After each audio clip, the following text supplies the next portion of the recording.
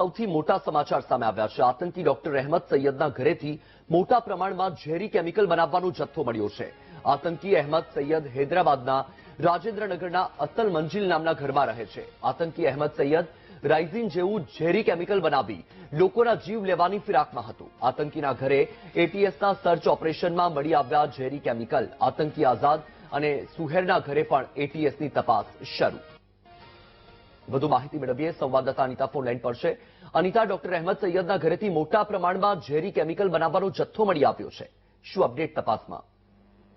જી વસ્તુ જે પ્રકારે ગુજરાત એટીએસ દ્વારા 3 આતંકીઓને પકડવામાં આવી હતી, જેમાં પોઈઝન એટેક જે કરવાનો જે આખો મામલો સામે આવ્યો હતો। આતંકવાદનું જે નવું મોડ્યુલ જે સામે આવ્યું હતું પોઈઝન એટેક, જેને લઈને હાલ ગુજરાત એટીએસને એક મોટી સફળતા મળી છે। ગુજરાત એટીએસની ટીમ જે આતંકી ડોક્ટર અહેમદ સૈયદ જે તેના નિવાસસ્થાને ગઈકાલ રાતથી જ્યારે સર્ચ ઓપરેશન હાથ ધરવામાં આવ્યું હતું, તો તેના ઘરમાંથી મોટા પ્રમાણમાં જે ઝેરી કેમિકલ બનાવવાનો જે જથ્થો હતો તે હાલ ગુજરાત એટીએસ દ્વારા જપ્ત કરવામાં આવ્યો છે। રાઇઝિન નામનું જે કેમિકલ જે ઝેરી પદાર્થ બનાવી રહ્યો હતો તે અતિ શક્તિશાળી ઝેરી કેમિકલ હતું, જે હજારો લોકોને મારી નાખવાના ફિરાકમાં હોય તેવા પ્રકારનું કેમિકલની જે બનાવવાની તે તૈયારી કરી રહ્યો હતો, જેનો મોટો ખુલાસો હાલ ગુજરાત એટીએસની તપાસમાં સામે આવ્યું છે। ગુજરાત એટીએસ આતંકી અહેમદ સૈયદના જે હૈદરાબાદના જે નિવાસસ્થાની રાજેન્દ્રનગરમાં આવેલા જે અસલ મંદિરમાં તે રહેતો હતો ત્યાં સર્ચ કર્યું હતું।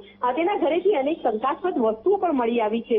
સૌથી મહત્વની બાબત એ છે કે હાલ ગુજરાત એટીએસની એક ટીમ યુપીના જે બે આતંકી છે આઝાદ અને સુહેલના ઘરે પણ જે સર્ચ ઓપરેશન કરી રહી છે, કારણ કે આતંકવાદીઓનું જે મોટું ષડયંત્ર હતું ગુજરાતમાં જુદા જુદા સ્થળે પોઈઝન એટેકની સાથે જે બ્લાસ્ટ કરવાના પણ ફિરાકમાં હતા, તો તેઓની સાથે સંકળાયેલા લોકોની પણ તપાસ કરવામાં આવી રહી છે અને તેઓના ઘરેથી જે શંકાસ્પદ વસ્તુ મળી છે તેને લઈને પણ તપાસ કરવામાં આવી રહી છે।